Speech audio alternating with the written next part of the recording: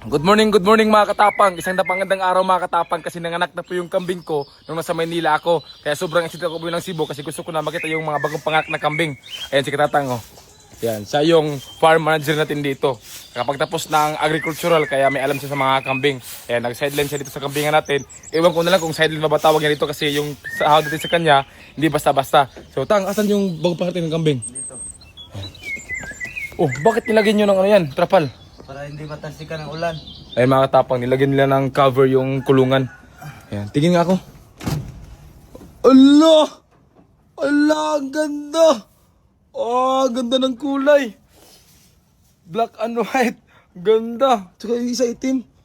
Ay mga katapang. Grabe. Ilang araw to? 2 days? 2 days. 2 days pa lang to mga katapang ha, pero ang laki ng mga anak niya oh. Grabe. Paldo. Ano ba to? Puro babae? Puro bay. Ah, puro babae pa. Makapagpasanit tayo nito ng marami. Ang mga katapang oh. Grabe yung isa din. Kunin ko nga, bidyan mo nga ako. Grabe. Lang nga, bilang ako. And coffee is life.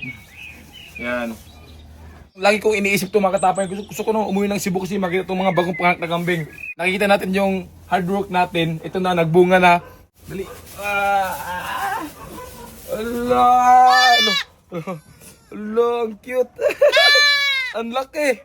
Oh. Paldo. Babae nga. Ano bit lang, hiramin. Sa uli naman sa mama mo. Dali yung isa, yung kapatid. Ay, dali. Allah! Ang ganda! Puro babae. Ang ganda. Pera mo sa anak mo ha. Pagka suplada. Hindi ka mapakainin. Alam niyo ba mga katapang? Kasi di ba nanganak to nang wala kayo kasi nanganak kayo ng kumpay. So, yung nagpaalak nito, yung kapitbahay namin ha. Imaginin nyo yun ha. Kung masama kang tao sa kapitbahay mo ha, ayahaan ka nila. Diba? Kasi ang kambing pag nanganak, kailangan mabantayan talaga yan. Kasi may mga ibang kambing na nahihirapan sila pag nanganak. Kaya kailangan mong tutulungan, i-assist yung kambing. So, ayan, yung kapitbahay namin nagpaalak nito. Ayan, sa awa ng Diyos, safe naman yung delivery ng nanay. Ang ganda. Paldo. Yan, oh, ganda ng nanay, oh. Tignan nyo yung nanay, oh. Oh, ha? Oh, siyempre, hindi mag-anak ng ganito to kung hindi dahil sa mga nag-alaga natin dito sa kambingan sila Katatang, di ba? Oh, ayan, oh. Ano to, unli sa pagkain dito sa lugar namin, di ba? Kasi maraming pagkain. Ang ganda ng anak mo, ha? Oh, dali. Allah! Marami pa kaming mga kambing mga katapang na malapit na mga anak. Ito yung nauna. Ayan na, hindi lang yan basta si Katatang ha. Nagpakain ng kambing dito, kundi marunong din mag-video yan oh.